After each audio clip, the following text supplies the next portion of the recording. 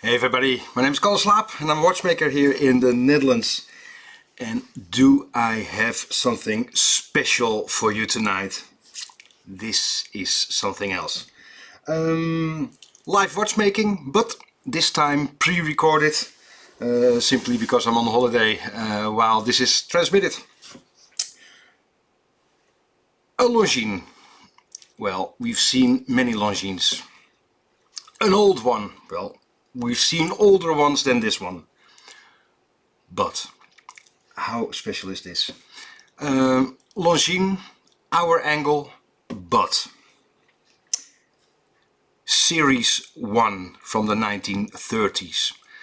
This is the original and first series, only 2000 made of this, well, very special, not even a wristwatch, because it's a navigation instrument. First, when it came in with the clients, I wasn't too sure, because it's 46 mil. It is quite big, even compared to modern standards. Well, this is a normal watch. It's big, it's clunky, but there was a few features when I thought, I'm not too sure. You never see a Roman 4 like this. It's always 4 stripes in horology, and only in horology, because the 12 is a very heavy symbol, the 8 a very heavy symbol, so usually the 4 is 4 stripes, just visual, to make it more in symmetry. Then you got 120 degrees with only stripes, 120 degrees with a V symbol, and 120 degrees with an X symbol. That's been like this in horology from the maybe even the 14th century. Always visual, just to make it look more appealing, pleasing to the eye. Then I thought, this feature, a small button you can press with your nail. It's used in pocket watches until just about the 1920s, remontoir watches, as we call it over here in the Netherlands. I'm not sure. So it was clunky, big, a few features that weren't in the style that I was thinking of when I saw this watch. Then, huge crown, and when you pull it, you cannot set the hands. You set the inner bezel. Only when you press this button you can set the hands. And that is telling me, even with the railroad watches or the real accurate chronometers, if a watch is very accurate, you don't want to set the hands easily, because even if you have the most accurate watch in the world, if you set the hands, you still don't know what time it is, the accurate time. So I was thinking, but then I had a closer look and I was completely amazed, because this is something special. Series 1 Longines hour angle. Why it's so popular and so special is the link to Charles Lindbergh. He crossed the channel, was the first, not crossed the channel, yeah he did, but the channel and the Atlantic Ocean. He crossed the Atlantic Ocean, and he was the first, a fascinating guy. He was a male pilot, when that was just about the most dangerous job in the world. I think 31 of the 40 pilots died over a period of time. he was the first global breaking news that could be followed by a radio set, in English probably wireless, during his flight. So there were radio transmissions and updates, and the whole world was holding its breath if he is going to make it. With the spirit of St. Louis, a simple plane, but very light, and with a huge amount of petrol. The petrol tank was so big, oversized, that he didn't have a view up front, because there was the petrol tank. You could only look from the side. He was an absolute hero, but not all positive, because he was a Nazi sympathizer, a fascist. He held 4 families at the same time, and they didn't know from each other. Complicated man. And then his firstborn son was kidnapped. If you have a chance, have a look at a documentary about Charles Lindbergh. Fascinating. But he designed this layout of this watch, or navigation instrument. His friend was leader of Longines America, and he helped sketch this layout. Simply, I am going to do some watchmaking. Again, pre-recorded, but this is special, and I want to give you context why this is so special. I'm the son of a first officer of the Merchant Marine, so navigation was a regular topic at the dinner table. In layman terms, I fully understand I don't do it justice, but to determine where you are on the globe, there is latitude and longitude, and where they cross, well, that's your position. For latitude, you need this, and that is a sextant. I was lucky enough to be able to buy one, a beautiful one from a Dutch merchant marine. It is from 1972, well, so am I. To determine your latitude, again layman terms I know, you have to use a sextant to measure the degrees of the sun over the horizon, and that is the amount of degrees. I would love to do a full documentary once, between the marriage of navigation and horology. So this is simple terms, but the beautiful sextant for the latitude, which was the more easy information to obtain. For the longitude, there are a few simple facts, and that is, few simple facts. The Earth revolves in 24 hours. So far, so good. One revolution is 360 degrees. So with every passing hour, you know the amount of degrees the globe revolves. And that is where this navigation instrument comes in. It is set on Greenwich time in England, because that is the 0 meridian. Simply by degree agreeing worldwide, well, that is going to be the 0 meridian. So if you know the time difference between the 0 meridian in Greenwich and where you are at the globe, and simply again, layman terms, I'm fully aware of the information I miss. But it's 12 o'clock where the sun is at its highest position on the horizon, anywhere on the globe. So then you know where it is 12 o'clock.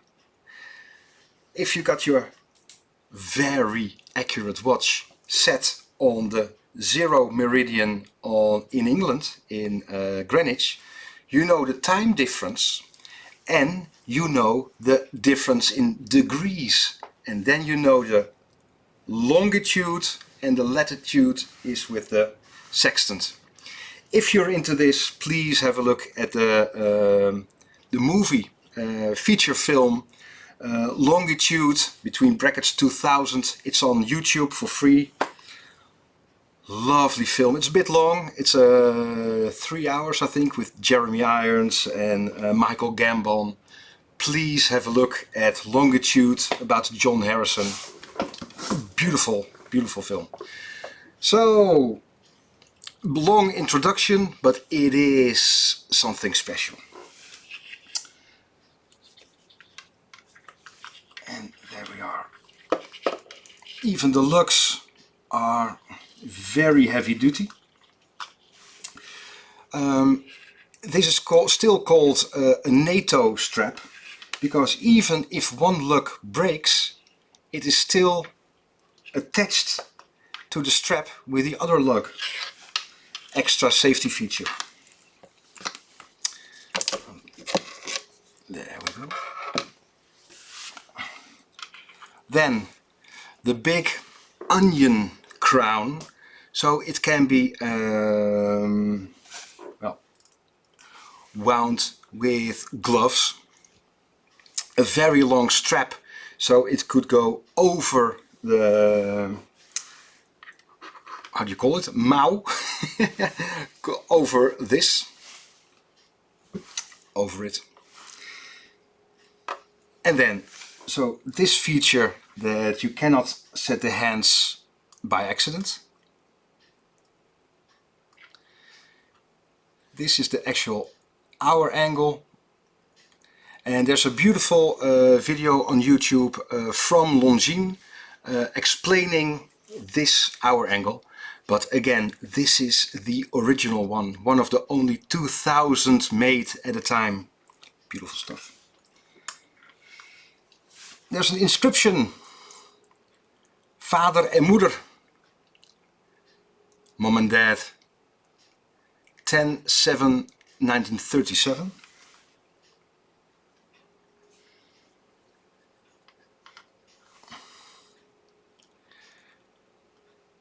Very coarse perlage, and if you have a look at the photo of the Spirit of St. Louis, the plane Charles Lindbergh crossed the, not the English Channel, but the Atlantic Ocean, it's got the same perlage, the same finishing. Well, not quite sure what that is. And then the movement.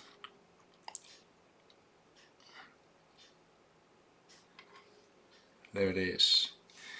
And I was told this is the, well, it is the original, but the first series was made with originally a pocket watch movement. The 18.69N. Here is the drivetrain for the second hand. And have a look at the fine regulator. I'll show you one on the microscope.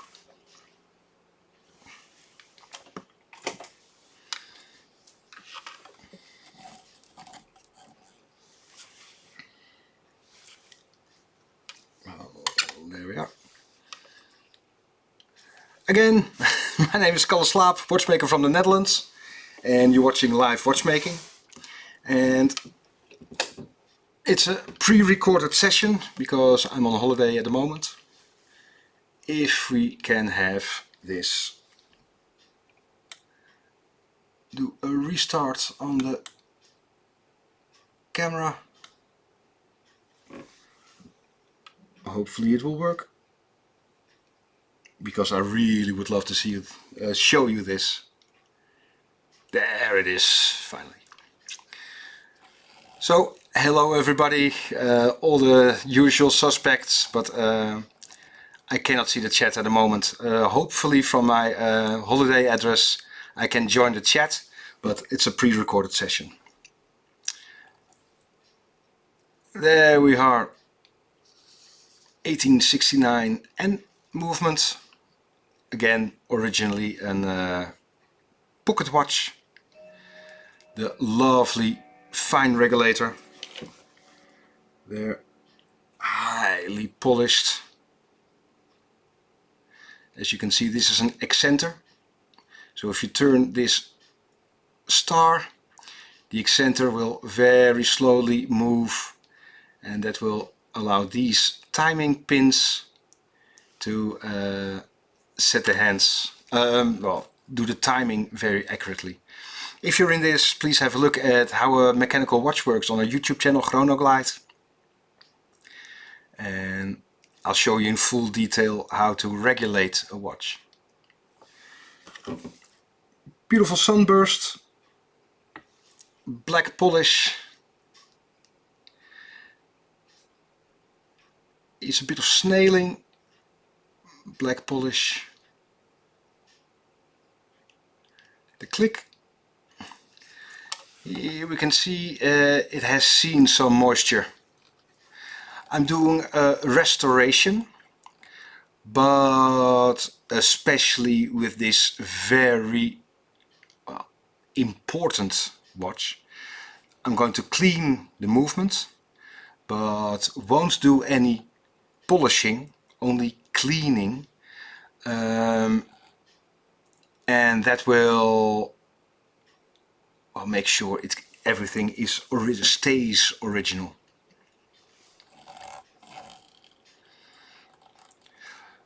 No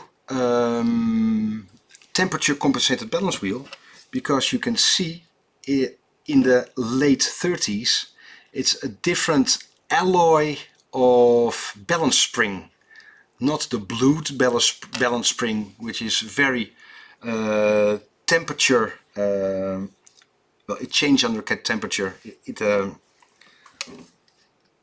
becomes longer, so you need a temperature compensated balance wheel with a bimetal, and now it's not needed. And I presume where it was for designed, that it was quite a constant temperature.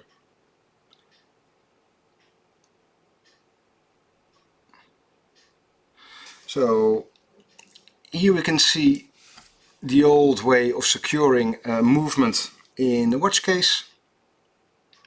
So it comes out from the front.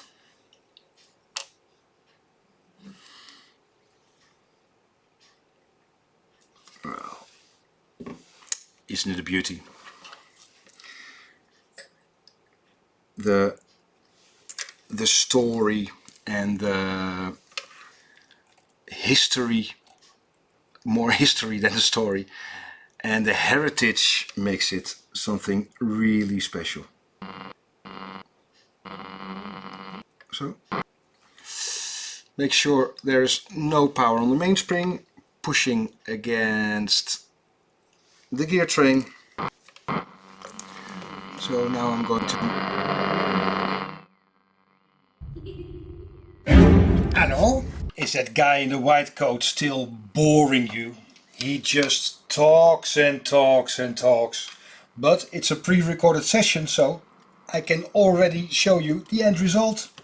So you can finally do something useful with the rest of your evening. Here it comes.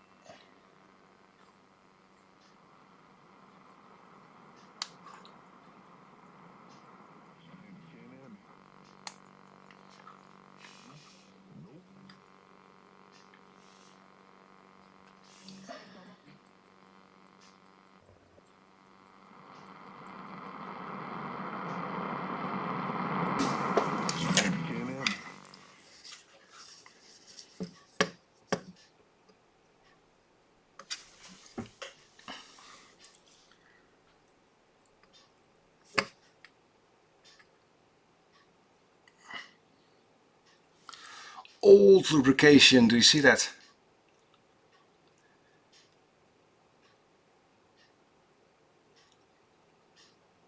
Old dried up grease. Well, we're going to address that. Now I'm going to release that screw over there, and then it will pop out from the front.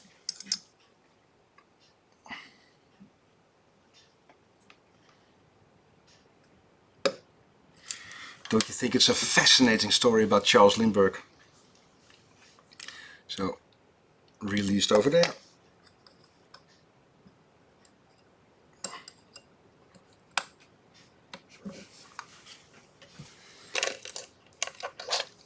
Now, let's see if the indentation, there it is. Plop. No marks. There it goes.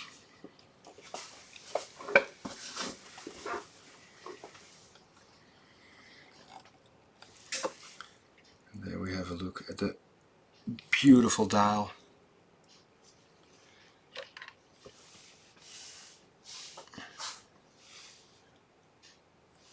Well, this is enamel.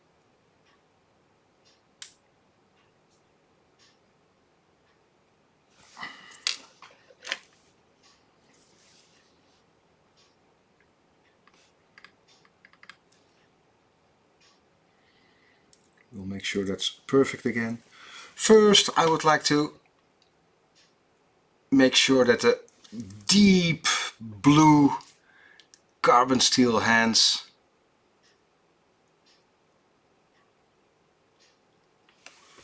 are removed.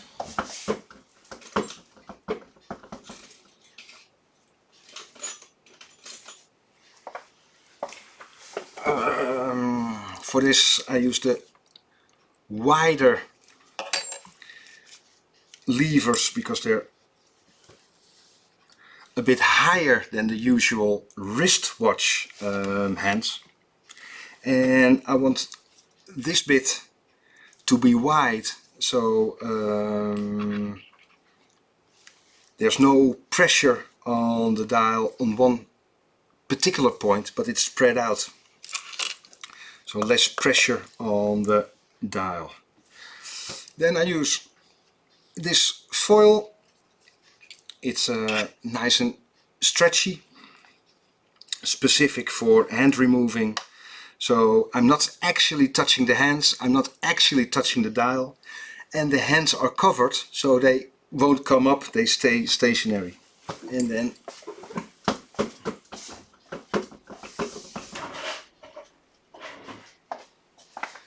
use the styrofoam, nice and soft. Don't take any chances. There we go.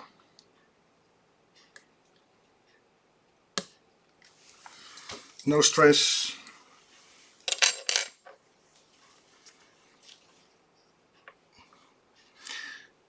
The movement is loose in the case because it comes out from the front. So with carbon tip tweezers, I'm going to pick up the very delicate hands. There we are. We see this all nice and centered. Beautiful. And now take it out from the front.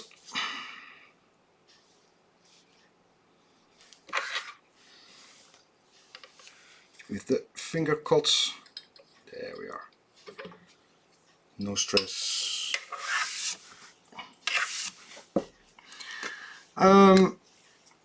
Because there is the second hand pinion, I'm to place it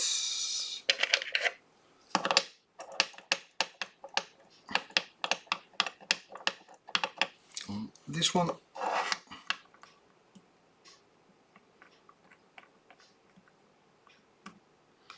No, remove the dial first.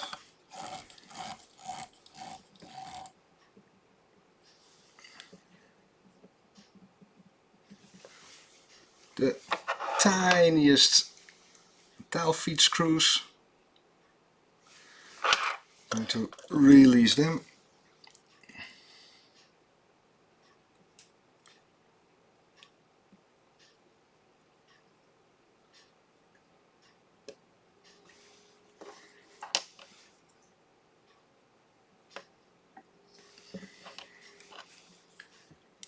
Might be more than 2. Again, this model is still being produced. Well, if you just joined, my name is Kalle Slaap, watchmaker from the Netherlands, and this is a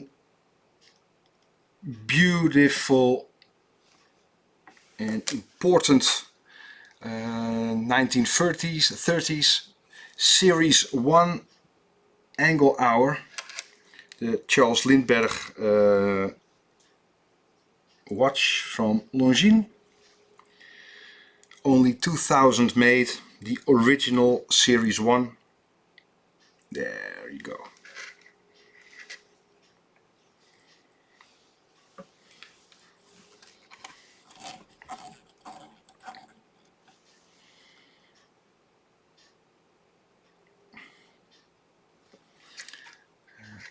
The beautiful extra print. So here is the setting lever for engaging this disc. Remember, pull out the crown and you can operate the disc. And then here is the remontoir. Look, and it slides next to this spring, and that is operating the setting of the hands. There.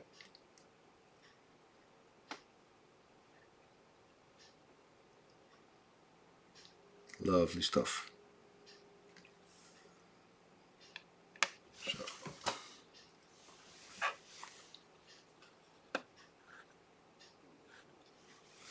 Yeah.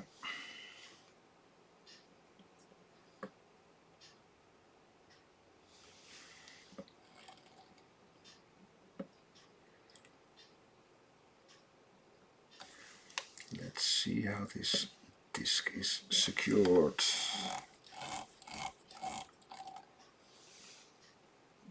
Yeah.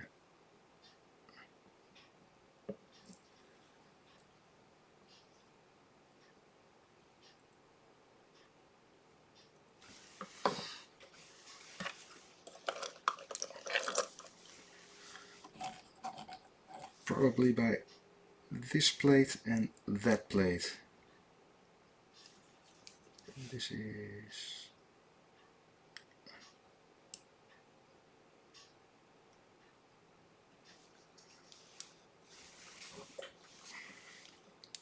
first things first, I'm going to remove the balance wheel. Now the delicate dial is removed, the enamel dial. Now I would like to remove the balance wheel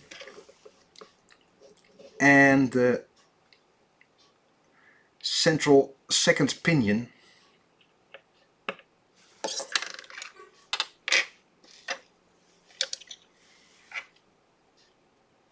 Because it's very delicate.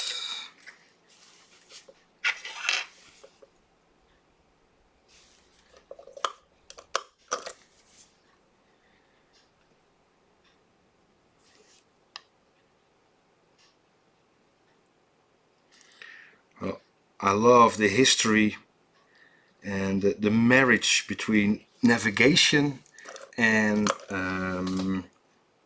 horology. Beautiful stuff. Carbon tip tweezers to lift the balance cock, and gently get it underneath the central wheel. There we are. So now I would like to remove this tension spring, which is there. I showed it before, but maybe you're new to this game, because it's a second pinion. This is the pinion with if it has less than 10 teeth, you call it leaves, and it's a pinion. And this is the driving wheel. Well, there's always some play between the teeth. I'll try to show you.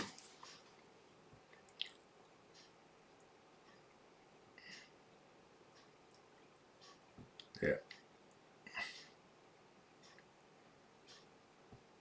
Do you see that play?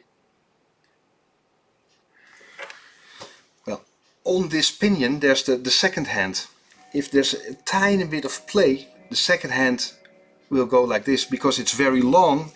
A fraction of a movement at the end of the second hand, it's a lot of movement. Same as a ship on the waves. Even if a ship does this, the mast will go like that. No, same with the second hand. If there's a tiny bit of play between the teeth, the second hand will go like this. Now there is this tension spring, which produces a tiny bit of friction on this small pinion, and that will reduce the play between the teeth, so it's always like this instead of moving like that. So it stabilizes the second hand. Very simple but really effective way of making sure that the second hand is readable and accurate.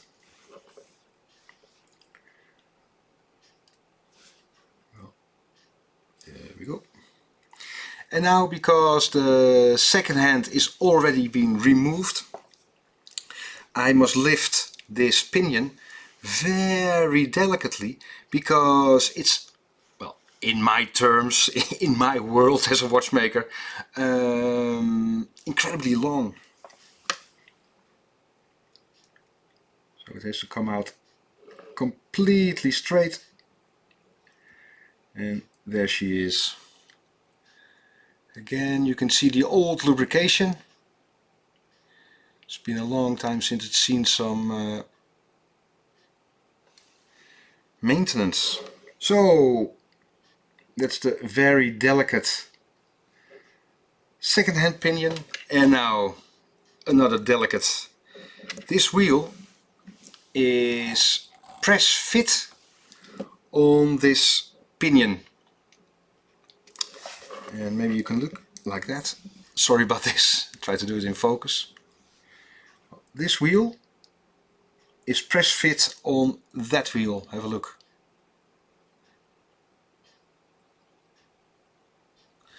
Coaxial, they share the same pivot. So this wheel must be removed, otherwise we cannot disassemble the watch movement to clean it. And a watch movement, the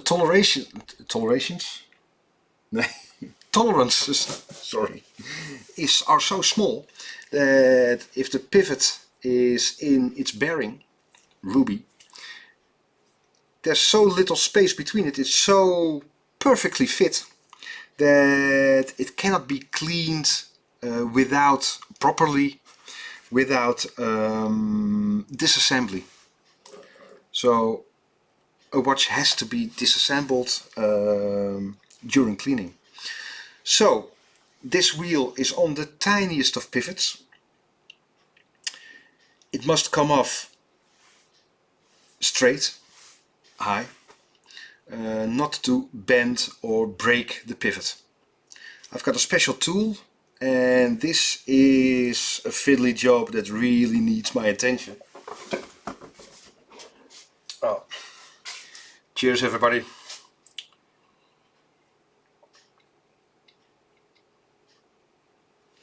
Again, live watchmaking, but pre-recorded.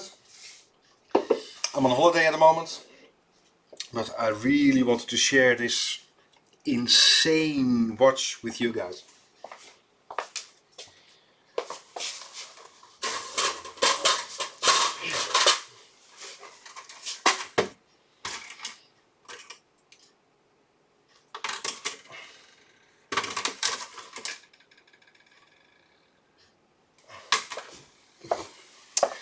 I hope it fits.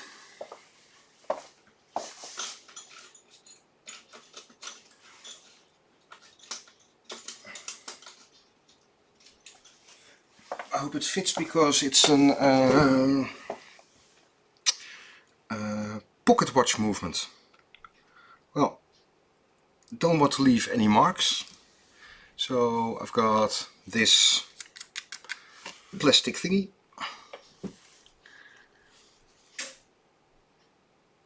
There we go. And this is a Presto tool. Let me see. No. Show it like this. Presto tool. It pulls like that. But it's a special one. Here you can see on one side there's one hook and the other side there are two hooks, and that is especially for wheels with an odd even number of spokes. It's very late now, I'm recording this, almost 12 o'clock midnight, so you hear the alarm from the neighbors going to bed. Well, so the two hooks go over a spoke, and on the other side it hooks underneath this. So there's one hook over there, one over there and one over there, and then in theory it pulls completely straight. Fiddly job, so I have to concentrate.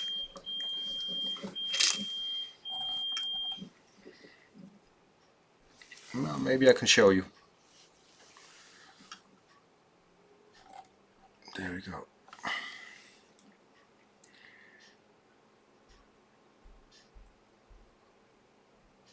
Yeah, it does fit over the spoke. So now you can see, and then I push gently. There we go. No stress. Pivot still perfectly straight. And this is, for me, the best way of doing, because the wheel is so wide, you cannot go with, for example, levers. You cannot go underneath because you bend the wheel. So while I'm at it, and then I'm going to have a look at the disc up front. I'm going to remove the pallet fork. So because it's a free running movement now, the gear train. So if the gear trains go back and forth, it will bang again, well, slightly. And maybe I'm exaggerating, but there is a slight chance that it's be banging against the pallets. So it is designed to be banged on, but now it goes back and forth. Usually there's only a force pushing at one side of the gear train, and now because it's completely released, it can go back and forth. So, and it's not designed to do that. So that's why I'm removing the pellet fork now. And then we'll have a look at the construction of the inner disc, inner bezel. I think you can call it a bezel. Because we have to see what its construction is.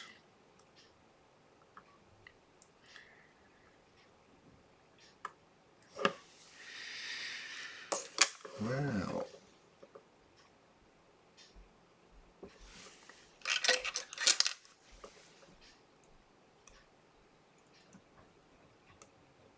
gently lift it up. There we are.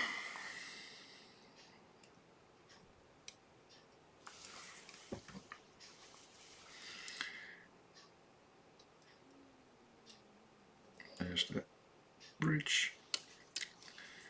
Visual inspection on the ruby. Dirty, but seems unaffected.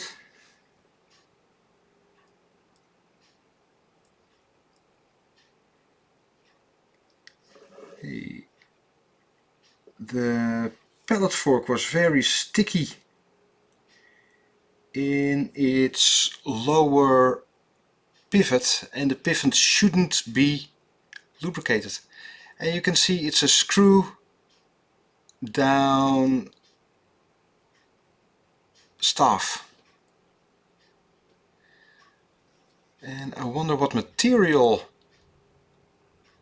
this is.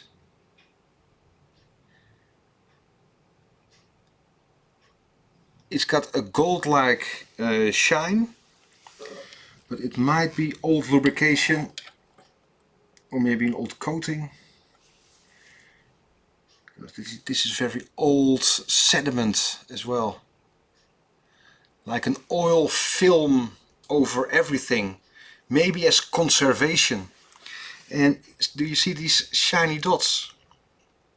That one, that one. Those are the screw tips. These are the normal ones for the pocket watch.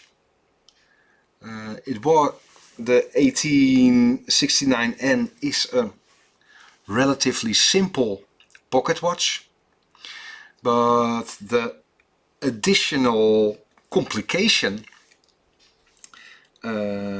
is done, well, very well and with pride. So the screws for the complication, the screw tips, so not the screw head, but the screw tip is perfectly rounded and highly polished. It's beautiful.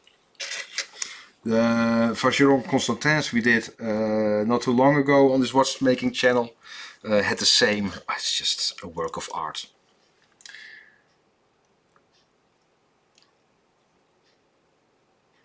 So now we really have to see about the construction of the rotating disc.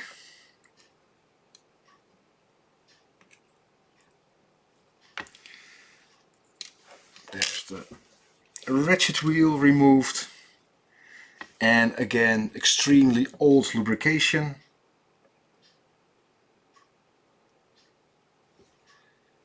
And a lot of, well, quite a bit of play in the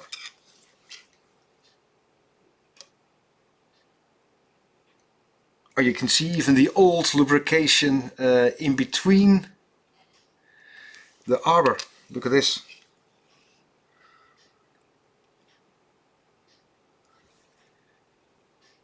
Do you see the oil? Well, this is way too much play. The watch won't run. So I think they used a lot of oil for conservation. Definitely not original. So we're going to clean it. Make sure it runs perfectly again. Well, this is the winding wheel, so left-handed thread. To release the screw you have to turn clockwise.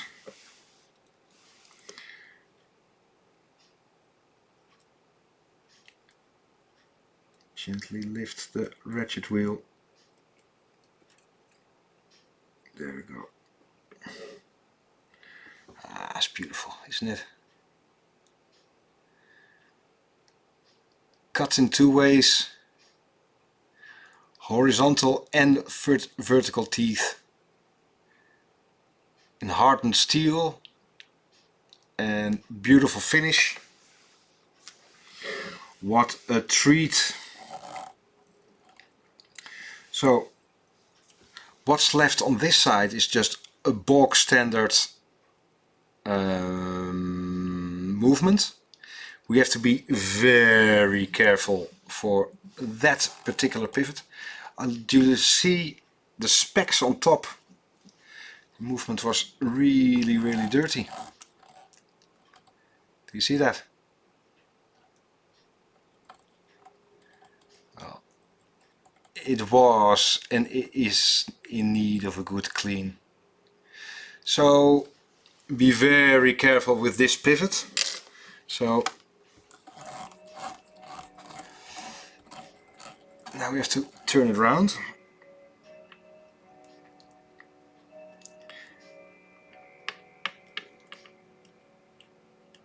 It has to be elevated. I cannot push it on a cushion like this, because then it will strain the pivot.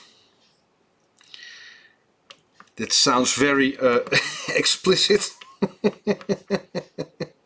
But I do mean just strain the pivot.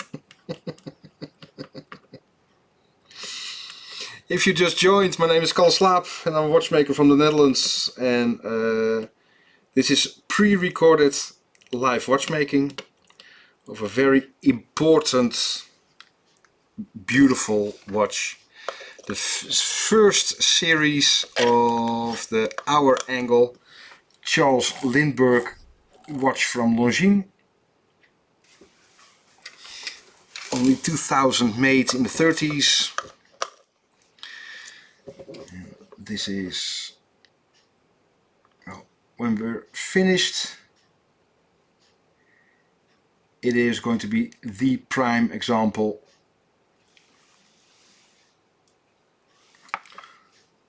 of this watch. So it is the original, more an navigation tool than a wristwatch, and it is even before the Breitling Navi timer. This is the original for everything that comes after that.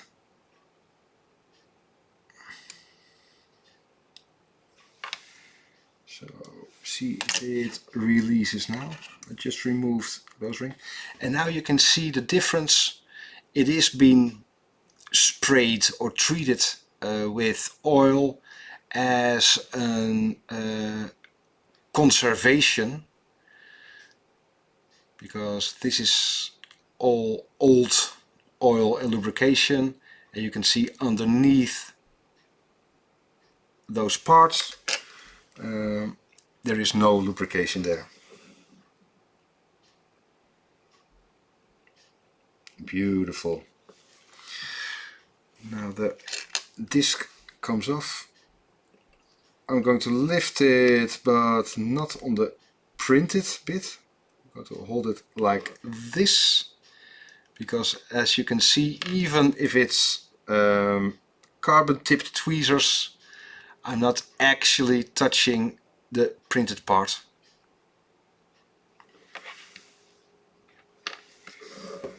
So there we are, a lot is going on. First things first, I'm going to remove the cannon pinion. You can see there is a bit of play there. that is going to be addressed. And here, no shock system. This is for the balance wheel. And what I like is, remember the small here,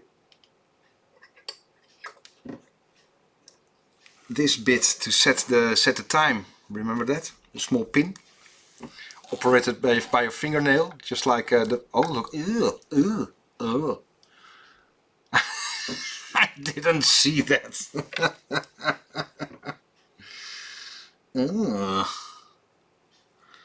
Oh well.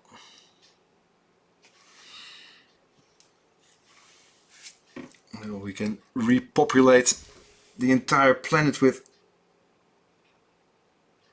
DNA.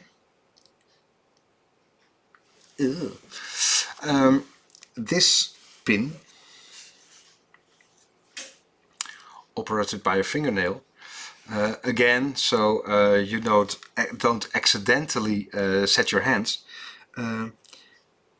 There is no waterproofing, any waterproofing on this watch. It's a pilot's watch, navigation tool, and no waterproofing whatsoever.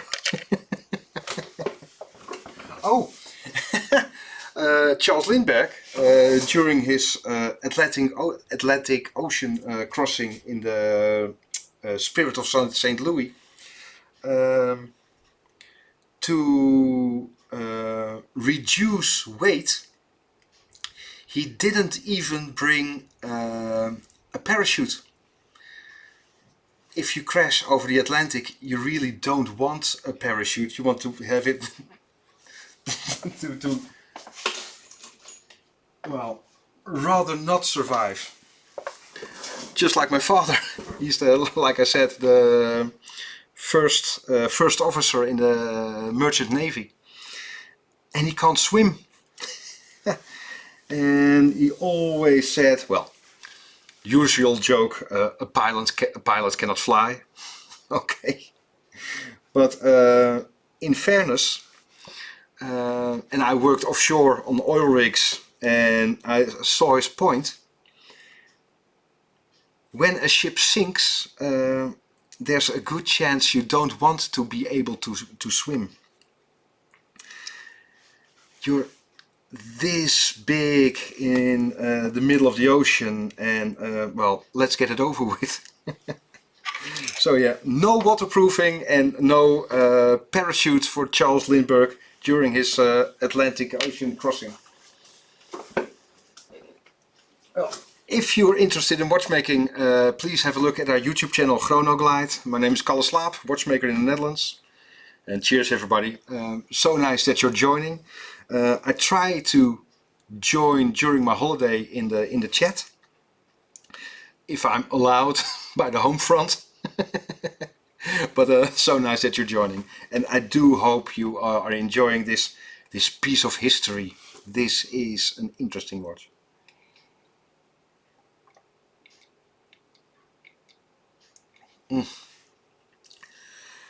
Now that is nice.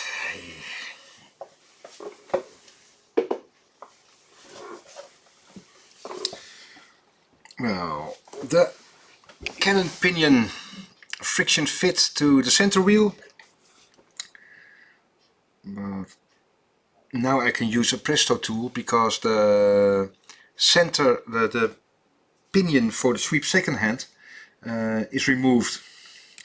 Otherwise you'll be pushing against the tip of the pinion, but now it's removed, so no chance of damaging anything. That's why this volgorde, this way of doing. So again, beautiful springs. Not highly decorated, but very functional. You can see for finishing just a straight graining of all pieces. And here.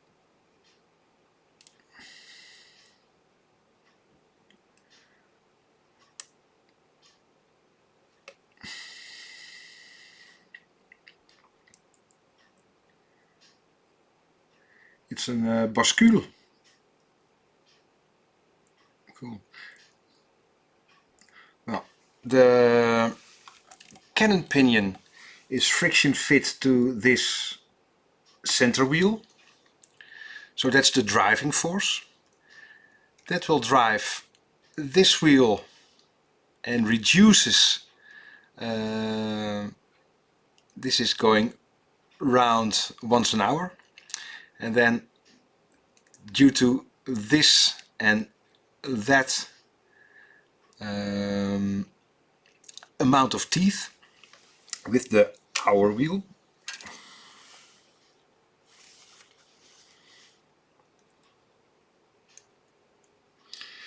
it is very sticky due to the lubrication. There is the hour wheel. Well, it doesn't fit right now because of the cannon pinion just removed. So here is the minute hand attached. That drives that wheel. And that wheel drives this wheel where the hour hand is attached. So that revolves once every 12 hours.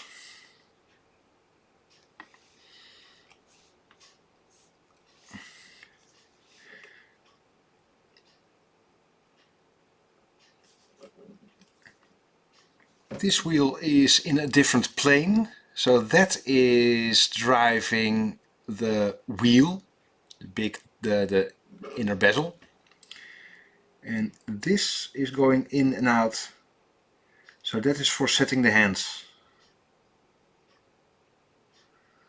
Interesting, beautiful stuff. Yeah, setting the hands. This one is for the disc, and that one is for setting the hands. Lovely. Well, I love the double function of this screw. You can see it is retaining the plate due to the recess, but it is still possible for this movement. You can see there rust. We're going to address that. So it is pushing down, but make sure there's this movement as well. Lovely, a lovely design. It's so well thought through.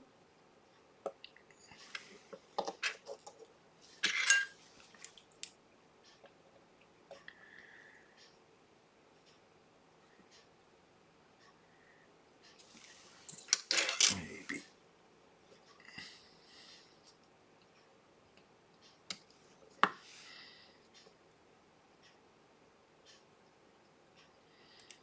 There we are. Just removed this screw, and then here you can see it is in need of a good clean. You can see that it's sticky.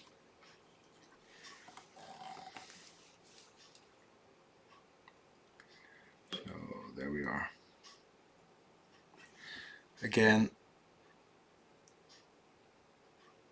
oxidation, simple rust.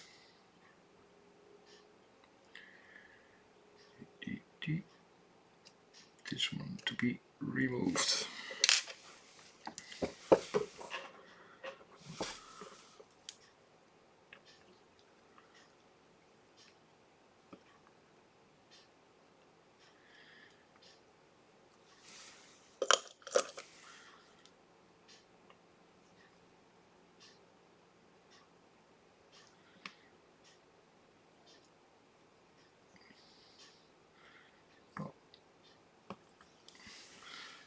That wouldn't budge. Wow.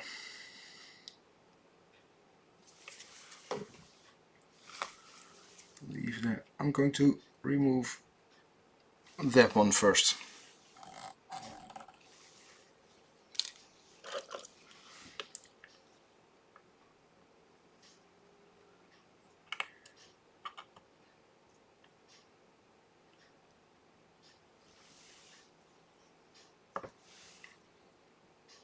Oh, there it is.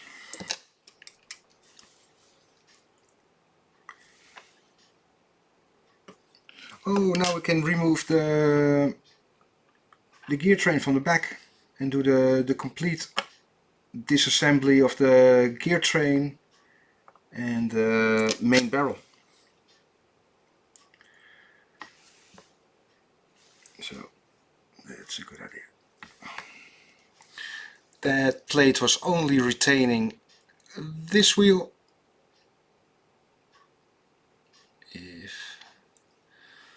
Or do I have to move that one first?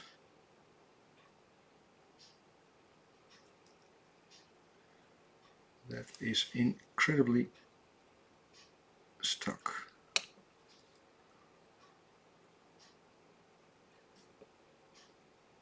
It's in a different plane. Yeah, I don't want to stretch this wheel. I'm going to remove that one first. Well, first the gear train, because we still have that very delicate pivot, remember?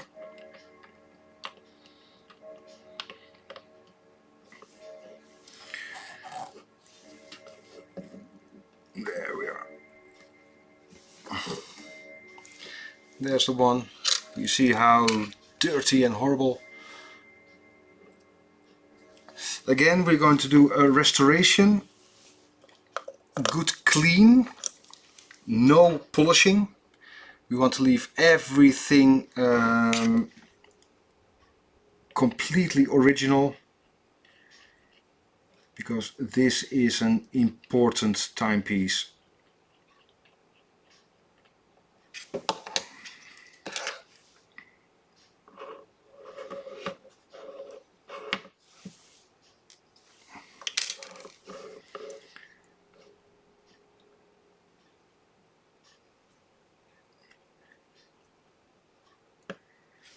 The 3 screws for the bridge for the main barrel.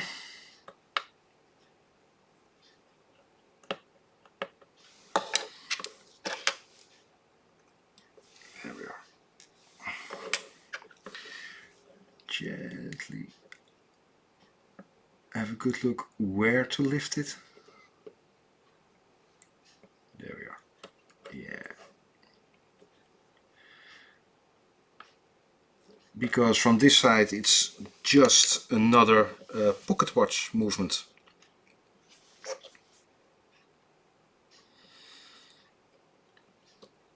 The series one with the 1868 or 69? 69N.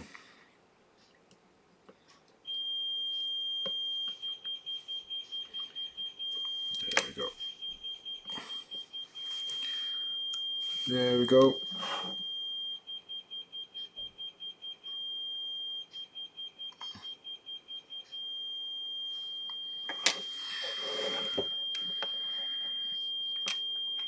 Here the sliding pinion and winding pinion drowning in old grease.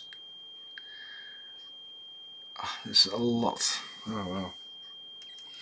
Again, it's the middle of the night while I'm doing this. It is extremely dirty.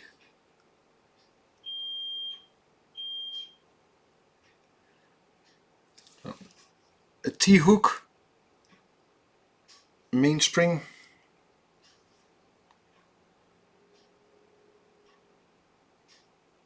Do you see the lubrication there? Wow.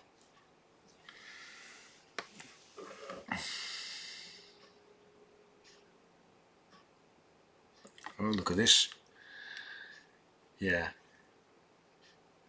I think they completely drowned this movement as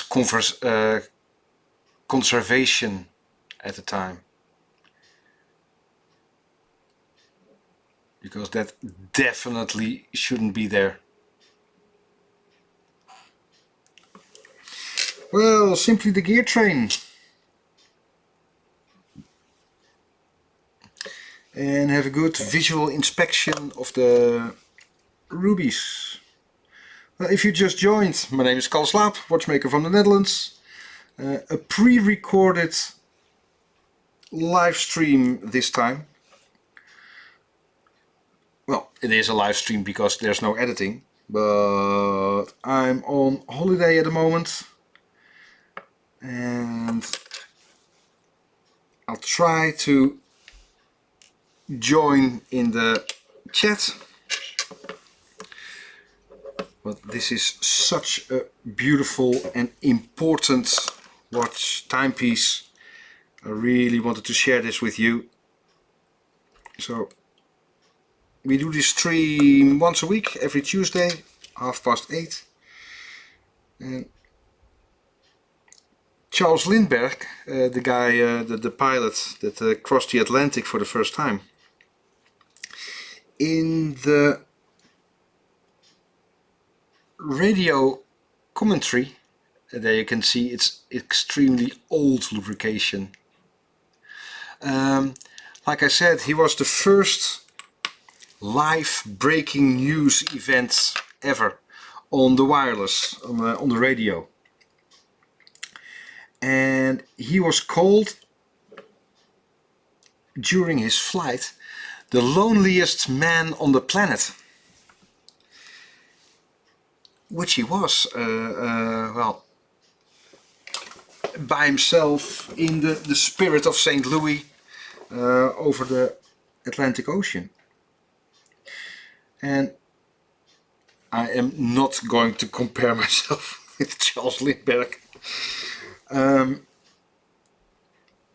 I was thinking just now that the reason I started streaming this profession, watchmaking can be an extremely lonely profession. You live on a square inch, not even. And the reason I started with, well, that you can watch through my microscope what I'm doing, is that I wasn't able to explain to our clients or even to my wife that what I was doing and why I was so proud of the end result and why, well, some repair took some time. I wasn't able to show the client or anybody or even the beauty of a timepiece that I was working on. That was the reason why I started streaming and investing in these pieces. Because I found it a real lonely profession and I couldn't share it with anybody. Not even the client or the owner of the watch. So yeah, that was in 2017 the reason to start all this. And now 2023, the color of my beard is slightly changed, but well, almost 18,000 followers on YouTube, which is an insane amount. Again, thank you so much for your support. But the loneliness of this profession was the reason why I started streaming.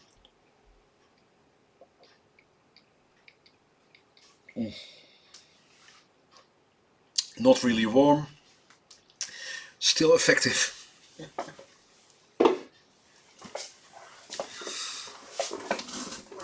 So, yeah, look at this.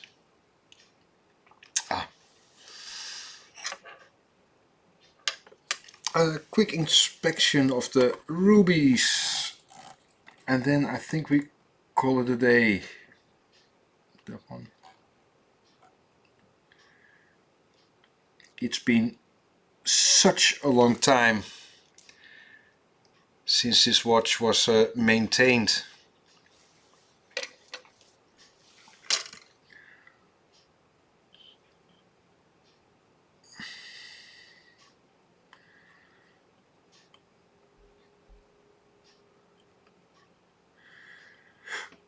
again, a good clean, a slight restoration, definitely not polishing, we keep everything original, and I think that's beneficiary for the value of this spectacular watch. 1930s Series 1 hour angle Longines Charles Lindbergh watch.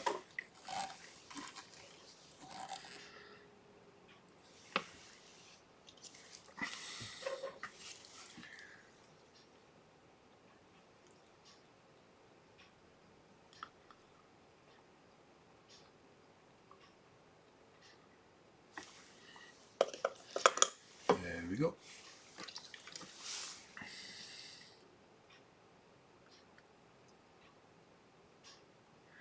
And it was a fork. And this is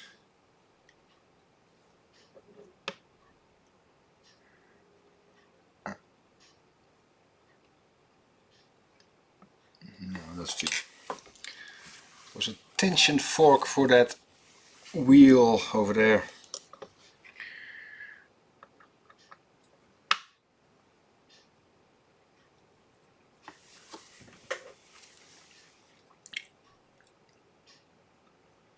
I really do hope you're enjoying the context of this timepiece. Please leave comments, I read them all. If you have any questions, suggestions,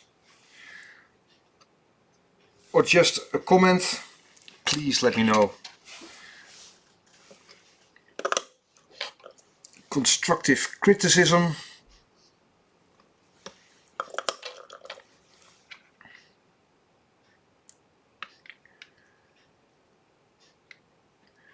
Well, this is the capstone of the balance wheel.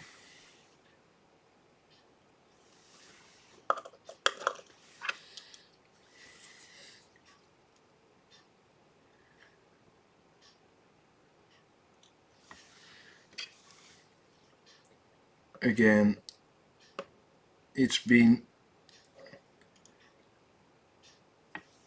many decades since this watch has seen some TLC.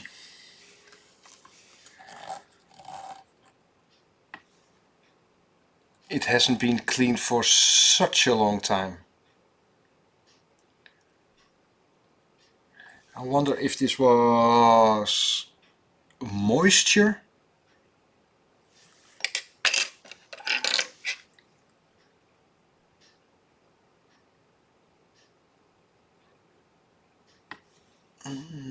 Very dried up lubrication.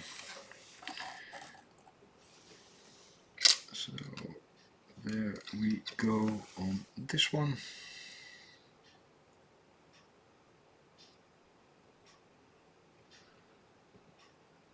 It's under tension. D.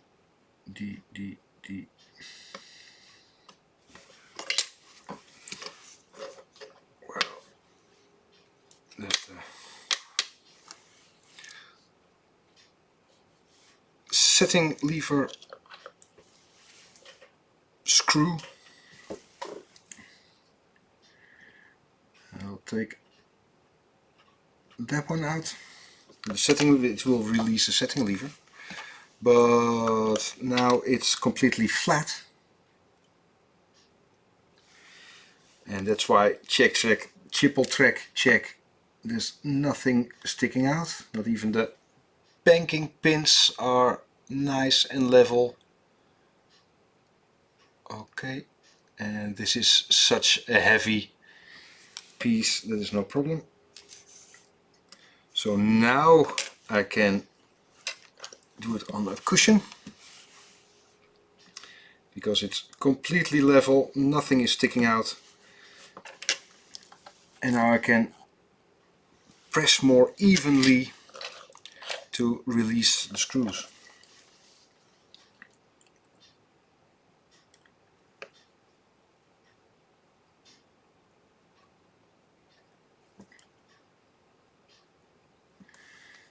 still wouldn't budge.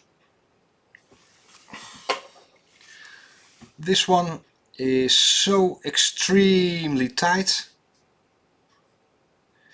that I'm going to soak that screw for a moment